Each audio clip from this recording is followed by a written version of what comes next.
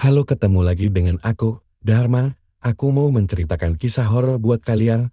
Ada 5 sahabat, yaitu Gilang, Reva, Anten, Jaka, dan Tiwi. 5 sahabat yang sudah lama merintis channel YouTube bertema horor investigatif datang ke desa itu dengan semangat yang membara. Di dalam mobil sewaan dari Jogja, bagasi penuh dengan perlengkapan syuting, kamera mirrorless, drone, ring light, tripod, bahkan satu koper khusus berisi alat ritual versi mereka, padahal isinya cuma dupa, batok kelapa, dan boneka kayu dari toko kerajinan. Buat mereka berlima, malam satu suro bukanlah malam keramat, melainkan momen emas untuk konten, momentum, algoritma. Sebab di malam seperti itu, pencarian tentang mistis Jawa, larangan malam suro, dan tempat angker pasti naik. Dan mereka siap jadi yang pertama upload video keesokan harinya. Selama perjalanan, suasana masih seru.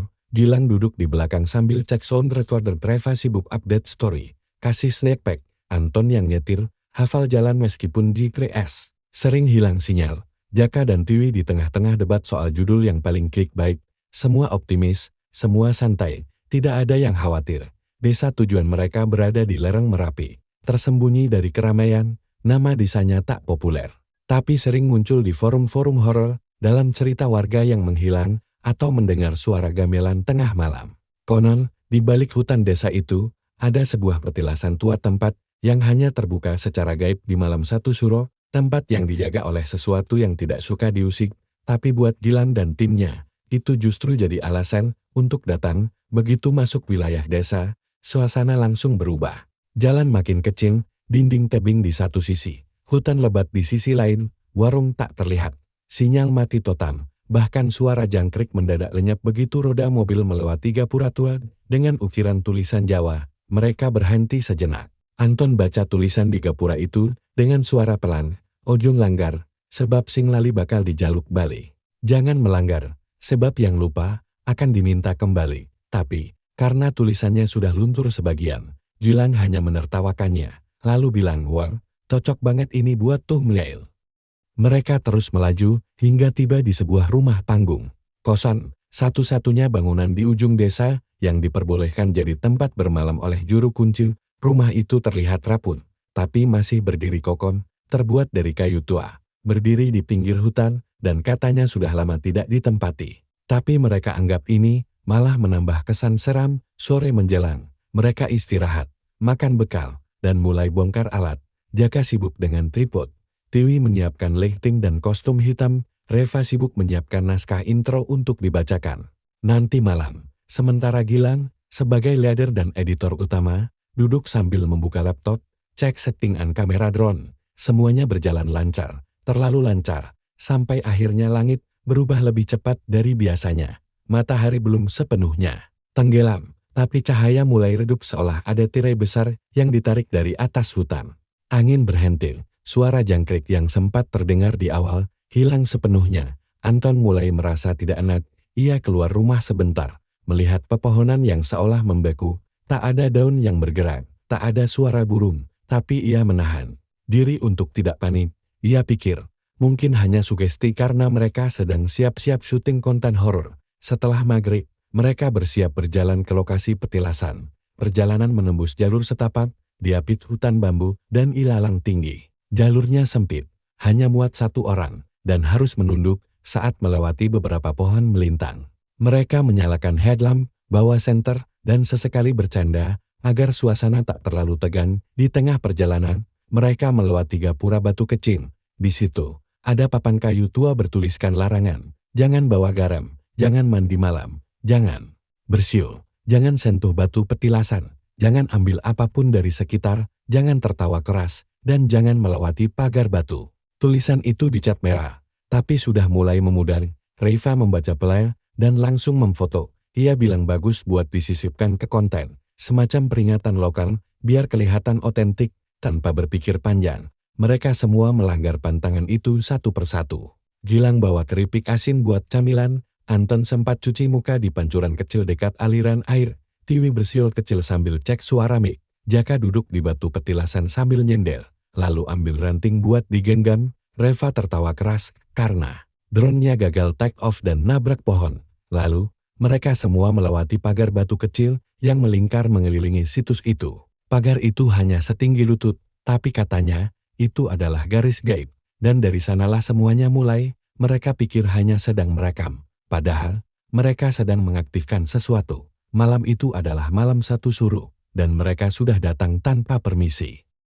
Matahari belum benar-benar tenggelam, tapi langit sudah terlihat muram, awan gelap menggantung rendah, seolah menggulung pelan ke arah mereka. Jalan kecil yang mereka lewati menuju petilasan tampak lebih sempit dibanding siang tadi. Suara binatang malam belum terdengar, bahkan jangkrik pun seperti enggan bersuara. Tidak ada angin, tidak ada daun yang bergerak.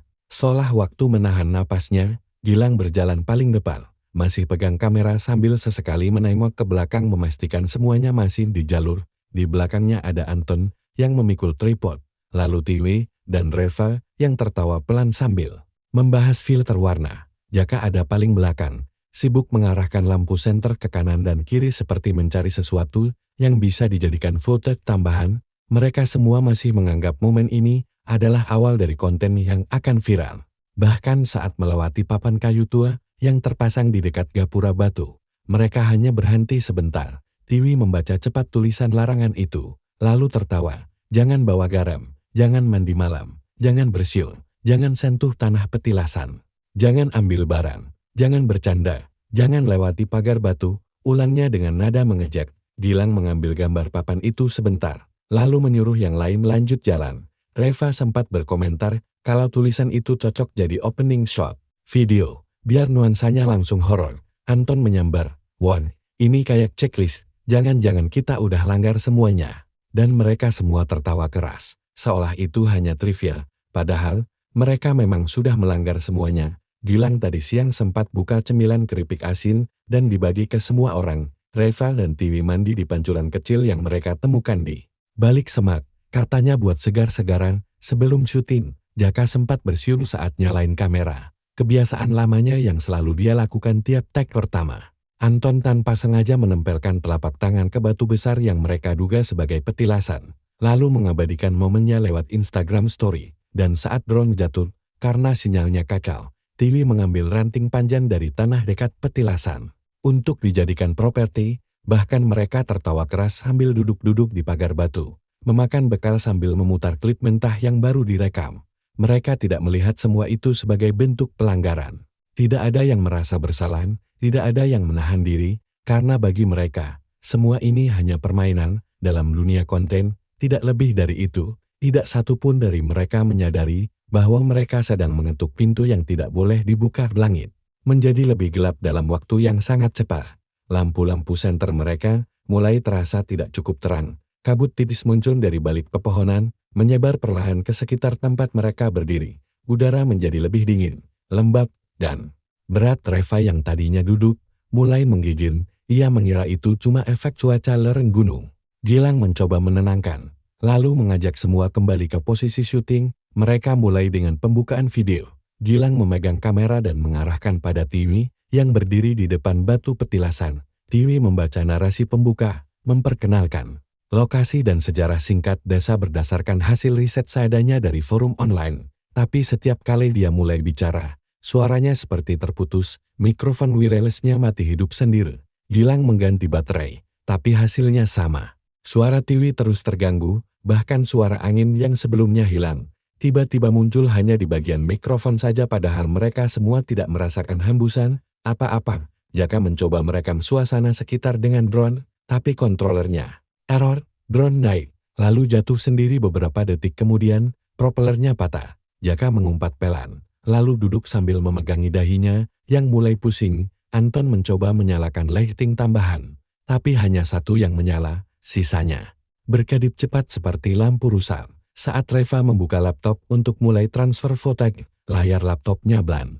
Hard disk eksternal tidak terbaca, bahkan file-file yang sempat direkam tadi siang mulai hilang satu persatu tanpa perintah. Folder kosong, nama file berubah menjadi simbol-simbol aneh. Gilang masih berpikir ini hanya gangguan teknis biasa. Ia bilang mereka perlu tenang dan mengatur ulang semuanya. Tapi suara dari balik hutan mulai terdengar. Bukan suara binatang, bukan suara angin. Suaranya seperti langkah kaki kecil yang berlari cepat tapi ringan. Seolah ada seseorang berputar-putar di sekitar mereka, tapi tak terlihat. Ti langsung berdiri dari duduknya, wajahnya pucat. Ia mengaku melihat sesuatu bergerak cepat di sela pepohonan, seperti bayangan, tapi saat senter diarahkan ke sana, tak ada apa-apa. Anton berdiri paling belakang, dan sesekali menoleh tanpa sebab. Ia mengaku merasa ada yang menyentuh pundaknya, tapi tak ada siapa-siapa. Reva mulai panik, menyuruh mereka segera pergi dari tempat itu, tapi Gilang bersikeras bahwa belum ada konten yang cukup, belum dapat momen horornya. Ia menyuruh yang lain tetap tenang, tapi dari raut wajahnya, sebenarnya dia pun sudah mulai merasa tidak beres. Senter TV tiba-tiba padam, ia mengganti baterainya, tapi tidak menyala, bahkan senter cadangan juga tidak berfungsi.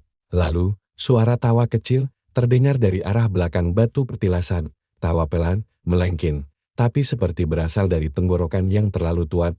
Tidak jelas siapa yang tertawa, semuanya langsung menoleh ke arah suara, tapi yang mereka lihat hanya kabut semakin tebal, semakin dingin.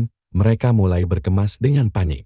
Jaka sibuk merapikan tripod, Reva menutup laptop dan memasukkan kabel dengan gemetar. Tiwi berjalan cepat sambil menyalakan flashlight dari HP. Tapi sinyal hilang, HP-nya error, layar bergaris-garis. Gilang masih mencoba mengatur kamera, tapi akhirnya ikut menyerah saat suara seperti langkah kaki itu semakin dekat. Saat mereka melewati pagar batu, Anton yang berjalan paling belakang tersandung dan jatuh. Tangannya menyentuh tanah dekat batu besar itu. Ia langsung terdiam, mulutnya terbuka, tapi tak ada suara keluar. Matanya menatap kosong. Gilang dan Jaka menariknya bangun, mengira ia hanya kaget, tapi sejak saat itu, Anton tidak banyak bicara. Perjalanan pulang ke rumah panggung terasa jauh lebih lamban. Hutan yang tadi sore mereka lewati dengan mudah, kini seperti berubah wujud.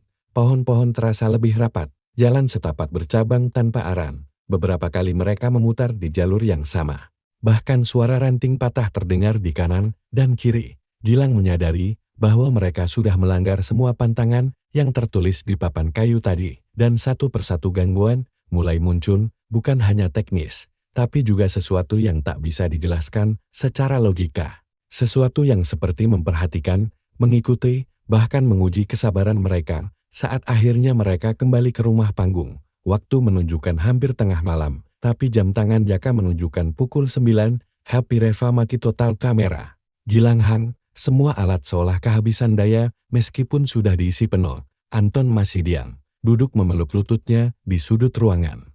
Reva mulai menangis pelan, merasa bersalah, karena tak memedulikan larangan-larangan yang mereka anggap sepele. Dan dari luar rumah itu, saat malam satu suruh mencapai puncaknya, suara gamelan mulai terdengar pelan, alunan yang tidak seharusnya ada. Tidak ada upacara, tidak ada perayaan, tapi suara gamelan itu tetap mengalun, lembut tapi menghantui, seolah-olah menyambut mereka yang baru saja membuka pintu yang seharusnya tetap tertutup, dan pintu itu sudah terbuka lebar.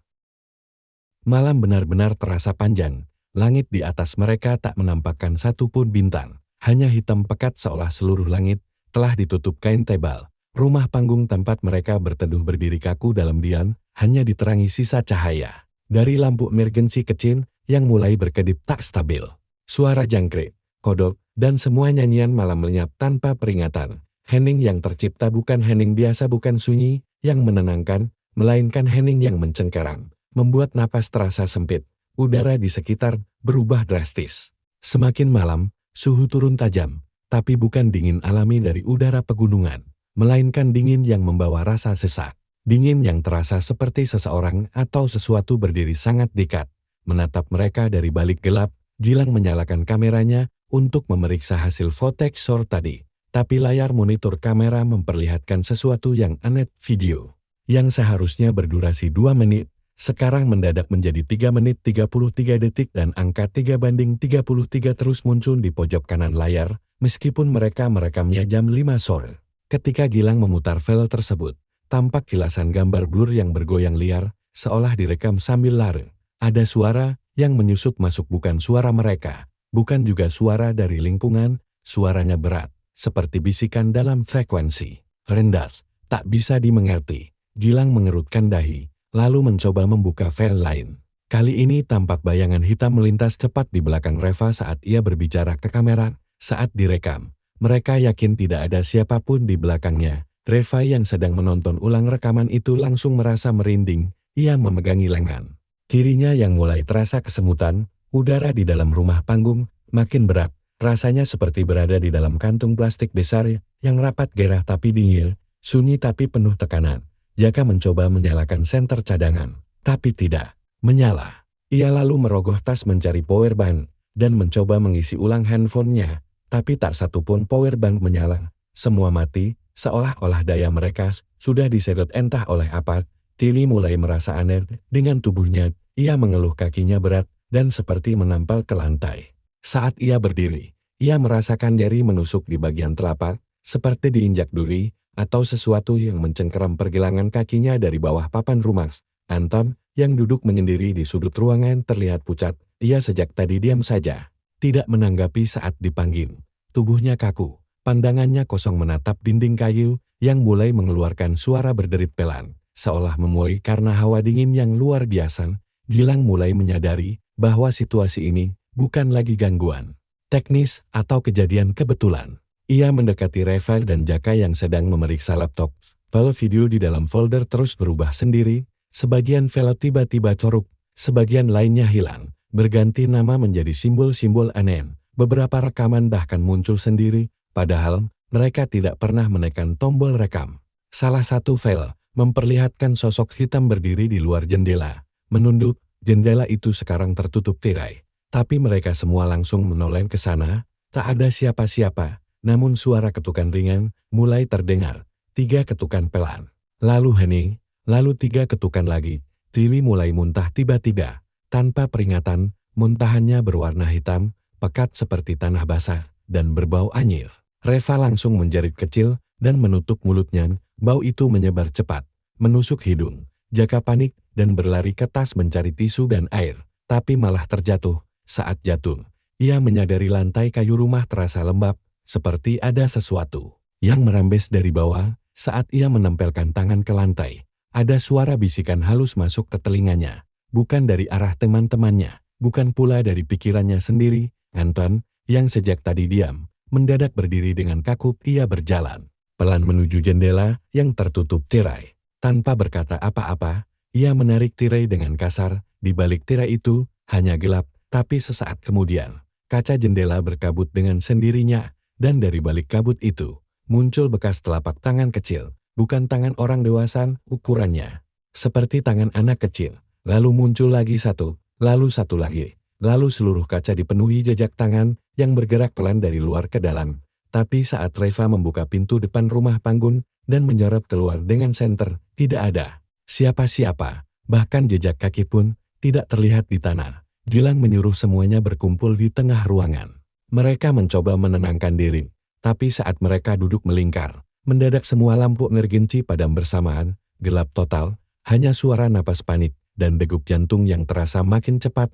Dalam gelap itu, mereka mendengar sesuatu suara. Kain terseret di lantai kayu, panjang, lambat, diiringi bunyi napas berat dari arah dapur rumah yang sudah gelap sejak awal. Mereka tidak bisa melihat jelas, tapi suara itu semakin dekat. Reva menangis tertahan. Tiwi menggenggam tangan Jaka yang mulai gemetar. Gilang memegang kamera, mencoba merekam, tapi layar hanya menunjukkan noise, putih dan hitam bergaris seperti televisi rusak. Anton berdiri lagi, tapi kali ini tubuhnya gemetar. Mulutnya mulai komat-kamit seperti membaca sesuatu, tapi bukan bahasa yang mereka kenal. Di tengah kekacauan itu, terdengar suara ketukan keras. Kali ini, bukan dari jendela, tapi dari bawah lantai, seperti seseorang mengetuk dari dalam tanah. 3 kali kemudian lantai tempat Tiwi duduk bergetar, kayunya mengeluarkan bunyi seperti retak.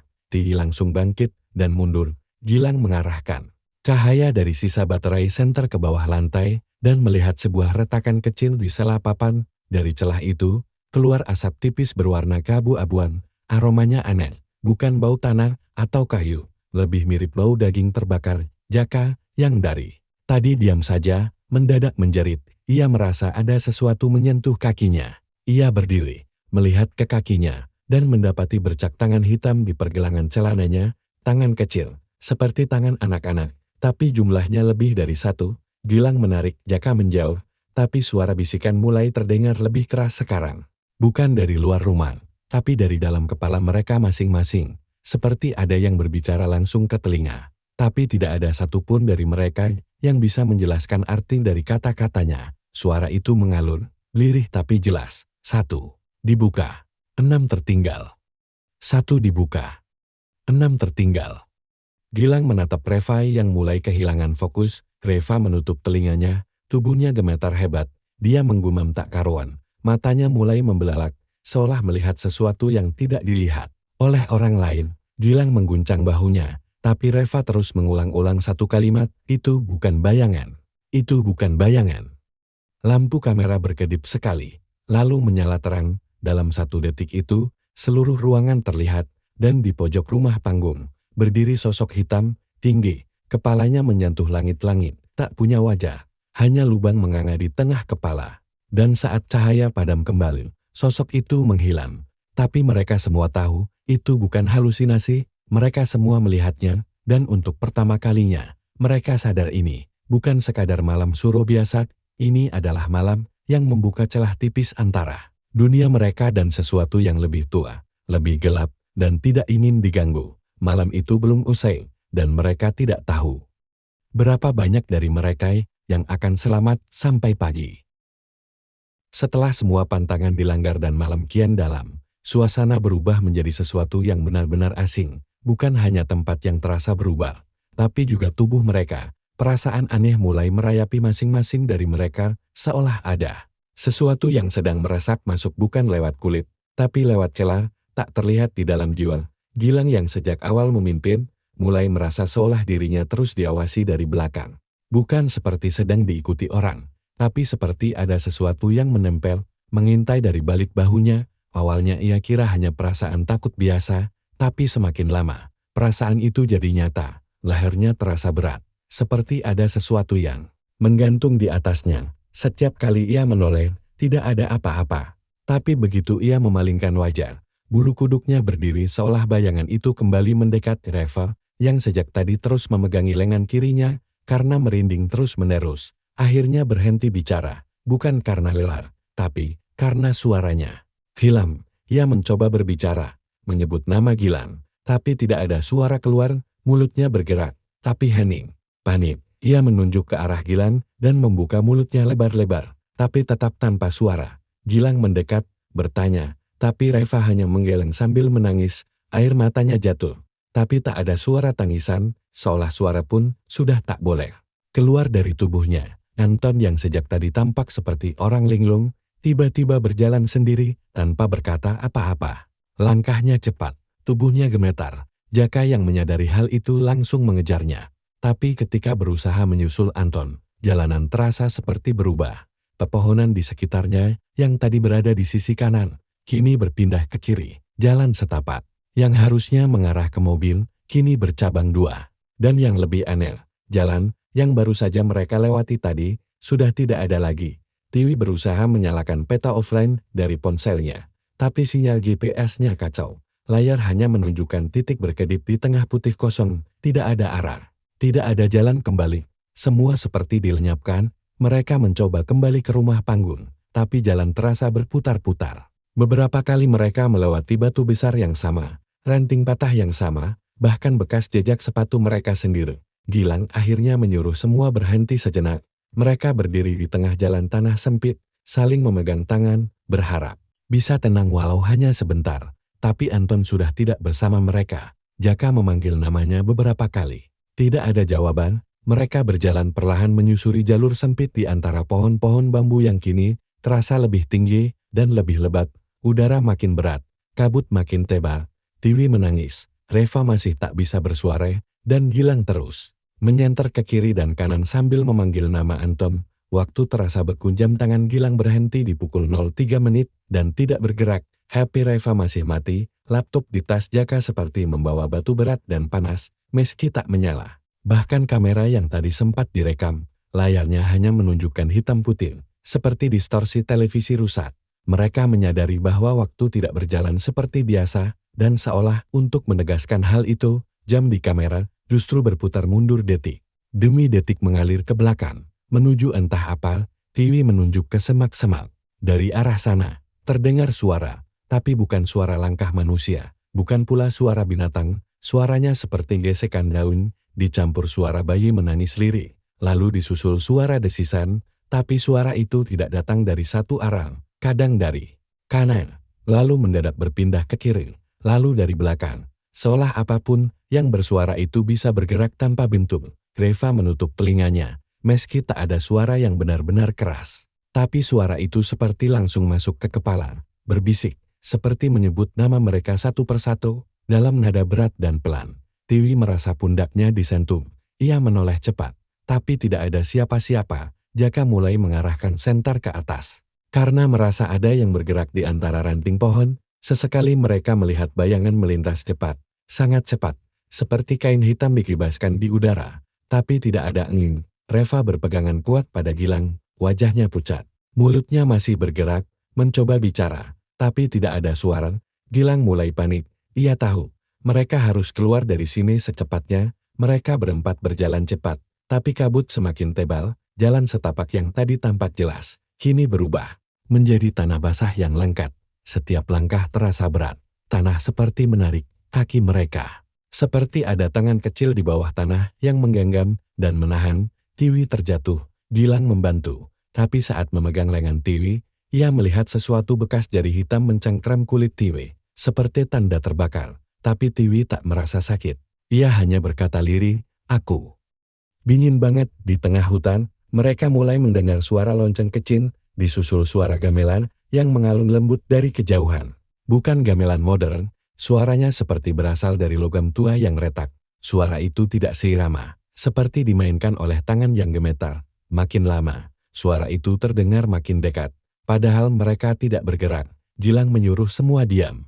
Tapi saat semua terdiam, bisikan-bisikan tadi kembali muncul menyebut nama mereka dengan jelas. Gilang, Tiwi, Reva, Jaka disebut satu persatu. Bukan dari suara luar, tapi seperti dari dalam kepala mereka masing-masing. Nada suaranya pelan, datar, seperti suara seseorang yang tidak punya emosi. Tapi setiap nama yang disebut, terasa seperti satu tamparan dingin yang masuk sampai ke tulang. Reva mulai histeris, mencoba lari, tapi malah tersandung. Saat ia bangkit, wajahnya berubah. Ia menunjuk ke arah belakang Gilang dengan mata terbelalak. Gilang menoleh cepat, tapi tidak ada apa-apa. Tiwi mulai menangis, menutup wajahnya. Jaka memeluknya, mencoba menenangkan. Tapi suara itu makin keras. Kini bukan hanya menyebut nama, tapi seperti menyanyikan sesuatu dalam bahasa yang tak mereka kenal. Lagu yang lamat-lamat dan tidak wajar. Gilang merasakan dadanya sesat. Ia mengarahkan kamera ke arah depan, hanya untuk melihat layar kameranya menunjukkan gambar mereka. Tapi ada satu sosok lagi di antara mereka, sosok tinggi, gelap, berdiri sangat dekat. Tapi saat Gilang menengok langsung, sosok itu tidak ada. Ia kembali melihat ke layar kamera. Sosok itu masih ada, tidak bergerak, tapi lebih dekat. Terlalu dekat. 1 detik kemudian, baterai kamera mati. Layar hitam. Reva jatuh terduduk, mulutnya berdarah. Ia mulai menggaruk lehernya sendiri tanpa sadar. Tiwi menjerit, kali ini kakinya berdarah, karena ada duri aneh seperti tulang yang menusuk dari dalam tanah. Gilang menarik semuanya untuk tetap bergerak, tapi langkah mereka seperti berjalan dalam mimpi buruk berat. Lambat dan kabur, hutan seperti menutup diri. Cabang pohon turun rendah, udara menyesakkan. Jalan menghilang, cahaya lampu tinggal. Redup nafas mereka tercekat, dan kemudian terdengar suara keras dari dalam hutan. Seperti suara batang pohon besar tumbang, disusul dengan gema panjang. Mereka berhenti, tak berani bergerak. Tapi suara itu hanya awan. Setelahnya, datang tawa kecil, pelan, melengking, seperti tawa anak-anak. Tapi bukan tawa riang. Tawa yang membuat bulu kuduk berdiri. Tawa yang tak seharusnya ada di tempat seperti ini. Gilang tahu, apapun yang mengikuti mereka belum menunjukkan wajahnya, belum sepenuhnya memperlihatkan diri. Tapi mereka semua sadar, sejak mereka langgar pantangan, mereka tidak sendirian, dan semakin mereka mencoba pergi, semakin dalam mereka masuk ke dalam sesuatu yang tak bisa dijelaskan, dan satu dari mereka mungkin tak akan pernah kembali. Pagi itu tidak benar-benar datang. Langit hanya memudar pelan dari hitam pekat menjadi kelabu pekat, tanpa warna, tanpa hangat. Kabut menggantung rendah, menutup puncak pepohonan, menutupi jalan setapak dan ladang kering. Desa di kaki lereng Merapi seolah lupa caranya menerima cahaya matahari. Semua senyap, ayam tak berkokok, angin tidak bertiup. Bahkan embun pun enggan menetes dari ujung daun bambu.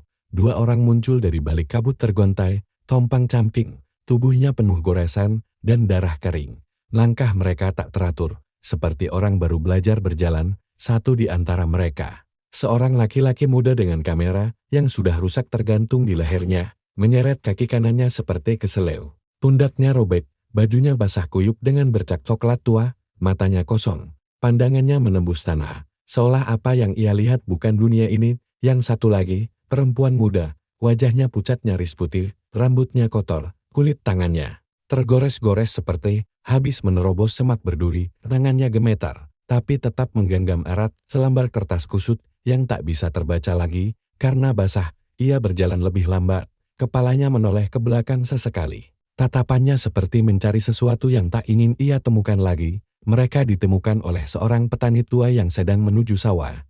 Awalnya pria itu mengira sedang melihat dua arwah penasaran, tapi setelah mendekat dan melihat napas mereka masih bergerak, ia tahu mereka bukan arwah. Tapi juga bukan sepenuhnya manusia seperti sebelumnya. Sesuatu dalam diri mereka telah diambil, diganti, atau dicabik. Ia tak bertanya, tak memaksa bercerita, ia hanya membawa mereka menuju rumah adat. Di tengah desa dengan langkah cepat dan wajah tegang, di rumah adat, dua orang tetua sudah menunggu. Seolah tahu bahwa pagi itu akan datang dengan kabar buruk, mereka tidak bicara banyak, tak bertanya nama, asal, atau apa yang terjadi di hutan. Mereka hanya mengangguk pelan, lalu memulai rangkaian ritual penyucian. Pertama, mereka dimandikan dengan air dari 7 mata air yang diyakini sebagai pelindung desa. Airnya dingin sekali, namun dua anak muda itu tidak menggigil. Mereka hanya duduk diam, seperti boneka rusak yang tubuhnya masih bisa bergerak tapi pikirannya sudah dibawa entah kemana. Setelah itu, tubuh mereka dibalut kain putih, bukan sebagai jenazah, tapi sebagai bentuk perlindungan dari sesuatu yang mungkin masih mengikuti. Kain itu berasal dari lumbung tua di belakang rumah adat, kain yang hanya digunakan saat ada yang melanggar batas. Satu malam penuh mereka dirawat di ruang belakang rumah adat. Para tetua berjaga, membacakan doa-doa kuno yang tidak pernah diajarkan ke generasi muda. Di luar, angin berhenti, langit tetap kelabu, bahkan anjing-anjing penjaga pun enggan menggonggong malam itu. Mereka hanya meringkuk di sudut, ekor di antara kaki, mata mengarah ke hutan. 2 hari kemudian, salah satu dari mereka, si perempuan Reva, mulai menunjukkan perubahan. Ia mulai bicara, pelan dan acak, kalimatnya tidak sambung, kadang menyebut nama-nama, kadang menyebut angka, tapi seringkali hanya menggumam seperti anak kecil yang sedang bicara sendiri. Ia menggambar garis-garis di tanah, lalu mencoretnya dengan tangan sendiri. Saat ditanya, ia tidak menjawab. Dia hanya menatap langit dan berkata, masih ada yang belum keluar. Pada malam ketiga, Reva bermimpi buruk dan berteriak histeris. Tubuhnya mengejang seperti ditarik ke segala arah. Butuh 3 orang untuk menahannya, agar tidak melukai diri sendiri. Ia mengulang-ulang kalimat, jangan buka pintu keempat. Jangan biarkan dia keluar. Setelah itu, ia tenang, terlalu tenang, seolah semua energi dalam dirinya habis. Ia tidur seperti biasa malam itu, dan pagi harinya, ia menghilang, bukan kabur, bukan diculik, tidak ada suara, tidak ada keributan, kasurnya rapi, kain putihnya terlipat di sudut ranjang, tidak ada bekas kaki di lantai, tidak ada tanda pintu terbuka, seolah ia tidak pernah ada di sana. Para tetua panik, tapi tetap tenang. Di permukaan, mereka tahu, sesuatu telah menariknya kembali. Desa itu tahu, kadang pintu hanya bisa ditutup dari dalam, dan Reva mungkin adalah bagian dari penutupnya. Tinggal 1 orang yang tersisa, Gilang yang paling kuat secara fisik tapi paling rapuh secara batin. Ia tidak bicara sepatah kata pun sejak keluar dari hutan, matanya kosong, seperti tidak mengenali orang di sekitarnya. Tapi setiap malam, ia menulis, bukan di buku, tapi di dinding. Ia mencakar tembok dengan ujung jarinya, dengan batu, dengan potongan kuku yang patah. Kata yang ditulis selalu sama, 7 pantangan, 7 pintu, 1 terbuka, tak bisa ditutup lagi. Setiap malam, kata-kata itu muncul di tempat berbeda, kadang di kamar, kadang di lantai lorong, kadang di tembok luar rumah sakit. Staf rumah sakit mulai takut, mereka pindahkan Gilang ke ruang isolasi, tapi tulisan itu terus muncul. Bahkan saat mereka mengikat tangannya, tulisan itu tetap ada, seolah tak butuh tangan untuk menulis. Ada malam di mana dinding kamarnya dipenuhi tulisan itu dari atas ke bawah, seolah ia tak tidur, hanya menyalurkan sesuatu dari luar dirinya. Dokter mengatakan Gilang sehat secara fisik, otaknya normal, tapi jiwanya seolah tidak kembali bersama tubuhnya. Kadang ia hanya menatap satu titik selama berjam-jam. Kadang ia menggambar sesuatu di udara, seperti sedang memanggil sesuatu. Tak ada yang mengerti. Tapi semua yang merawatnya tahu, Gilang melihat sesuatu yang tidak bisa dijelaskan. Salah satu perawat pernah masuk malam-malam untuk mengecek keadaannya. Saat itu, Gilang sedang berdiri di pojok ruangan, menghadap tembok. Perawat memanggilnya pelan, lalu bertanya, "Kamu mau cerita?" Tapi Gilang tidak menoleh. Ia hanya berkata pelan, "Yang kita panggil tidak datang sendiri, dia membawa yang lain." Setelah itu, perawat itu mengundurkan diri. Gilang tidak pernah menyebut nama teman-temannya lagi. Tidak pernah menangis, tidak pernah marah. Ia hanya diam, menulis, dan sesekali bicara dalam bahasa yang tidak dikenali. Para tetua desa sesekali datang membacakan doa dari luar ruangan. Tapi mereka tahu, sudah terlambat. Yang masuk bersama Gilang bukan hanya rasa takut, tapi juga sesuatu yang lebih dalam, lebih tua, lebih lapar. Desa itu kini lebih sepi. Setiap malam satu suruh, tidak ada lagi yang berani mendekati hutan. Papan larangan, yang dulu kusam kini dicat ulang. Hurufnya diganti dengan tulisan besar-besar. Dilarang masuk, dilarang mengambil, dilarang tertawa, dilarang membawa pulang apapun. Tapi meski papan itu berdiri, orang-orang tahu. Sudah terlambat. Satu pintu telah terbuka, dan pintu itu tidak bisa ditutup lagi. Sejak malam itu, desa di lereng Merape tak pernah benar-benar samad. Keheningan yang biasanya terasa damai kini menyisakan ketegangan yang tipis, tapi konstan, seperti benang halus yang menjerat leher perlahan, tak terlihat tapi terasa. Setiap warga tahu bahwa, sejak pintu itu terbuka, sesuatu yang lama tertidur kini terbangun. Mereka tidak tahu namanya, mereka tidak tahu wujudnya, tapi mereka tahu satu hal, ia tidak pernah pergi sepenuhnya. Gapura batu tua di pinggir hutan tetap berdiri, miring sedikit ke kiri. Karena usianya yang sudah puluhan tahun, di sana masih tergantung papan kayu tipis bertuliskan larangan-larangan. Itu, tulisan cat merahnya, memang mulai pudar, tapi tidak pernah dicat ulang. Papan itu juga tidak pernah diganti, walau hujan dan panas membuat kayunya mulai lapuk. Bagi warga, papan itu bukan sekadar peringatan, itu semacam pelindung, atau paling tidak penanda, supaya yang tidak tahu, tidak main-main.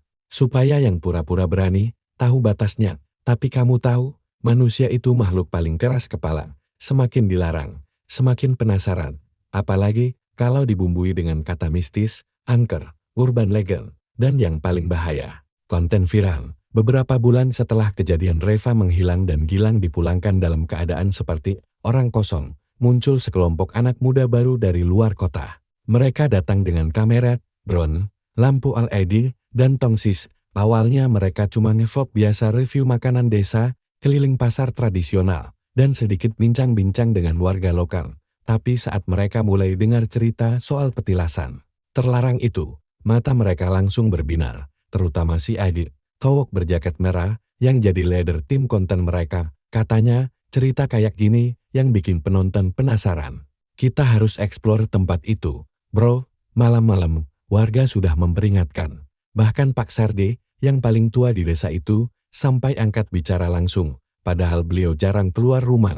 Beliau hanya bilang satu kalimat, pelan, sambil matanya menatap lurus. Jangan ulangi dosa yang sama. Tapi Adit dan timnya hanya mengangguk sopan. Lalu malam harinya tetap pergi ke sana dengan perlengkapan lengkap dan semangat pecahkan misteri ala YouTube. Mereka datang sekitar jam 10 malam. Tanggal 1 suruh, persis seperti Gilang dan teman-temannya. Dulu jalur setapak menuju hutan memang tidak berubah banyak.